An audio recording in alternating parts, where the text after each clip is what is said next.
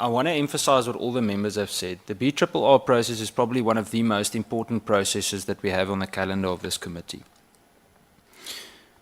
Now, I'm going to touch on what Honourable Ghana said, and I think the Honourable Matai said she doesn't always agree with some of us, but one thing that this committee agrees on, that we're not going to be accused of not doing our job.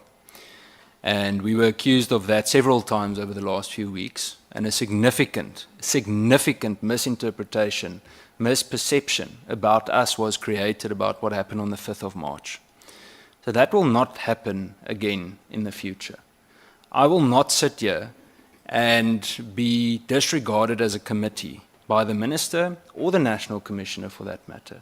We are not a rubber stamp of SAPS, CSPS, IPID or anyone else. We have an oversight role to play, and we are going to do that.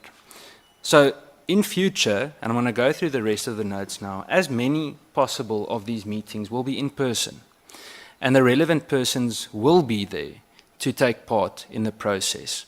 We do not answer to Cabinet, so I don't care if Cabinet is in the time of the committee.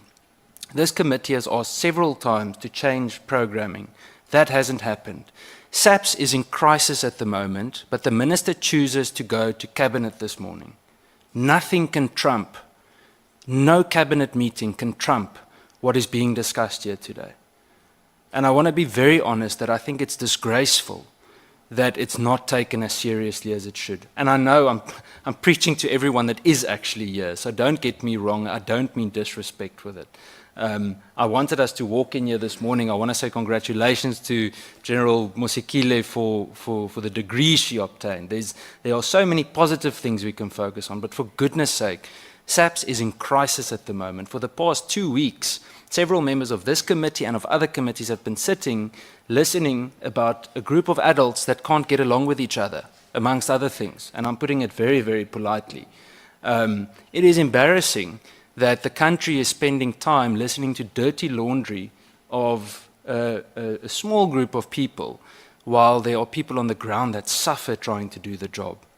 So, at the moment, I want to first touch on the absence of the relevant accounting officers today. We were only informed about the Minister and the National Commission not being able to attend yesterday. I only heard about it yesterday afternoon. That's not fair. We sat in that ad hoc committee last night. Honourable Matthijs, what time did you end up finishing? Yeah, 1 o'clock. I left at 12:15 this morning. And yes, I was 10 minutes late this morning, but we're here. There's no excuse for them not being here. So, back to Cabinet. Parliament is not a branch of the Presidency or below the Presidency or a branch of Cabinet. It's an independent arm of the state, and we've got a constitutional duty to hold the executive to account. And I want to tell you today, and I mentioned things, it's funny, I mentioned it in this room last time. When it came to, I'm scared of saying Philip because last time I was there, things didn't go too well for me and Honourable Schikkeling. But Philippi is one of the examples that was mentioned in this very room. And up to this day, it's not solved, but we were accused of not doing our jobs. The National Commissioner said we should read between the lines until eventually the members in the ad hoc committee pushed him last week to concede that there's nothing that this committee could have done with the limited information shared with us on the 5th of March. So we can't perform oversight in the absence of the relevant people. And with that, I agree with the Honourable Skosana, we don't disregard those that are here. But with the current crisis, it's important that we have all hands on deck.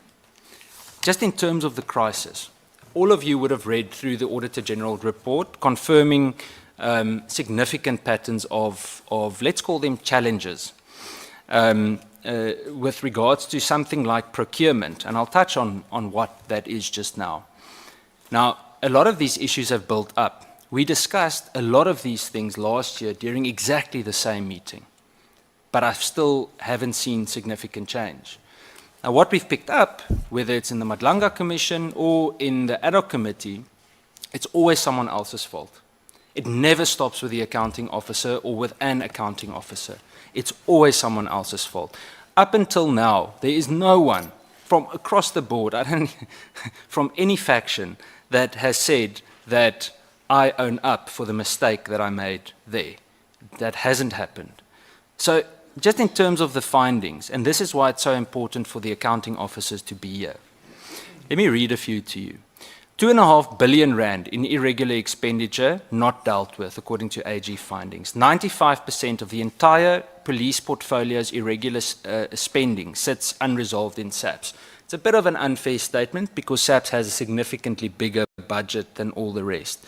But the long and the short is that irregular expenditure increased by 140% in 1 year, from 270 million rand to 650 million rand. Largely because of ongoing violations of procurement matters and failed corrective measures.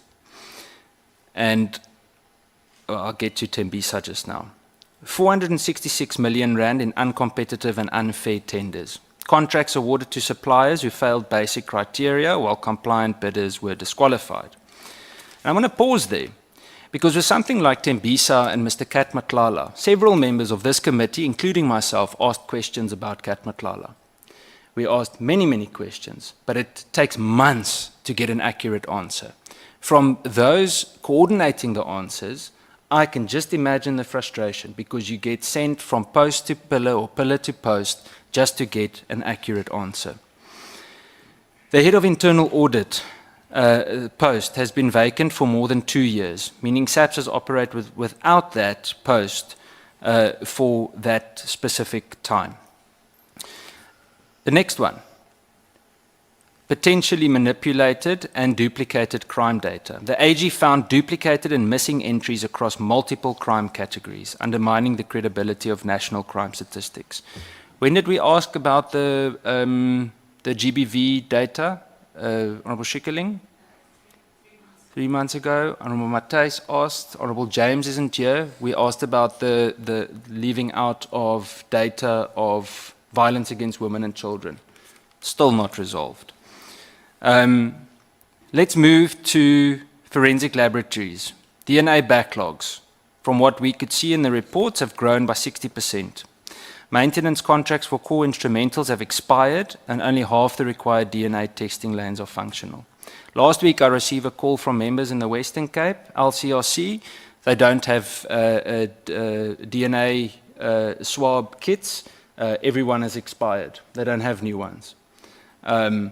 Now, we ask those questions, but it takes months on end to resolve, if at all. Unlawful detentions.